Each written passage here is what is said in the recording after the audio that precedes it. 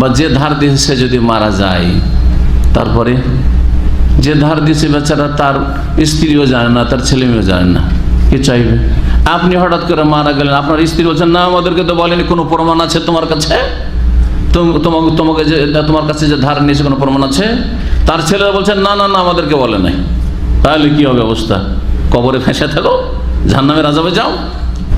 একটি আল্লাহ রাব্বুল বলছেন ইয়া আইয়ুহাল্লাযীনা আমানু, হে মুমিন সকল, হে বিশ্বাসীগণ, ইযা তাদায়ানতুম বিদাইনিন, যখন তোমরা কোনো কিছু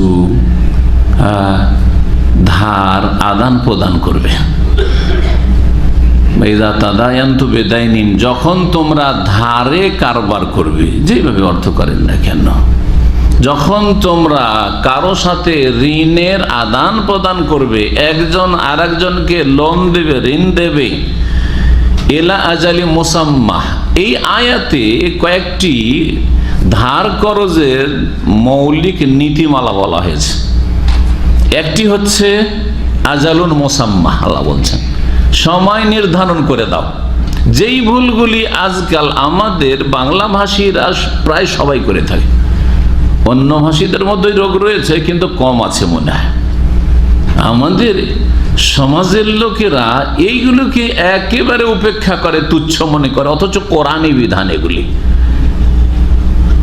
ফরজ অজেব নাই হোক, কিন্তু সুন্নত মুস্তাহাব কোরআনী শিক্ষা অবশ্যই, যাতে মানুষ ঝগড়ামুক্ত থাকবে, সমাজে শান্তি থাকবে, পরিবারে শান্তি থাকবে, মানুষের সাথে কলহ বিবাদ হবে না।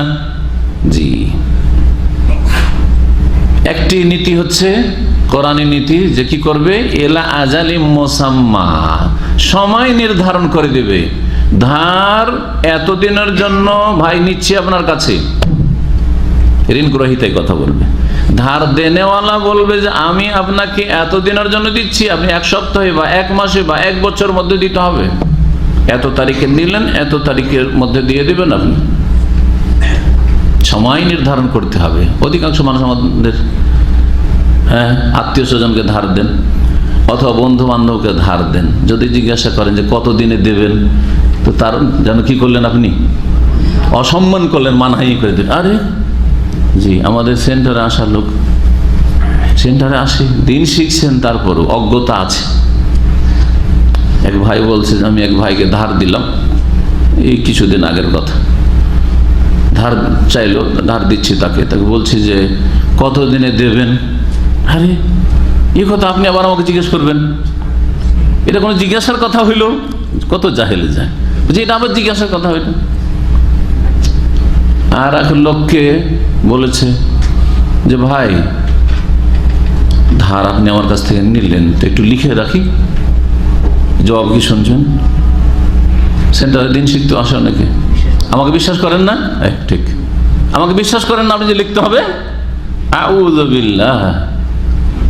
হ্যাঁ, কোরআনের শিক্ষার উপর নিজের পণ্ডিতি প্রকাশ করে। জি হ্যাঁ, আরে আপনাকে বিশ্বাস করে, কিন্তু আপনি হঠাৎ করে যদি মারা যান, বা যে ধার দিয়েছে যদি মারা যায়, তারপরে যে ধার দিয়েছে বেচারা তার স্ত্রীও জানে না, তার ছেলে মেয়েও জানে না, কে চাইবে?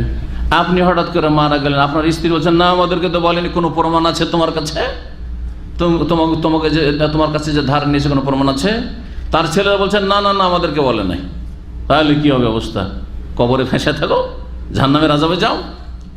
একটি উসুল হচ্ছে, নীতিমালা হচ্ছে যে এলা আজালিল মুসাম্মা, নির্দিষ্ট সময় কাল পর্যন্ত হইতে হবে।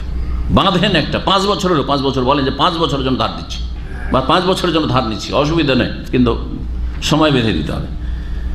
দ্বিতীয় নীতিমালা হচ্ছে ফাকতুবু, তা লিখে রাখো, লিখে রাখো।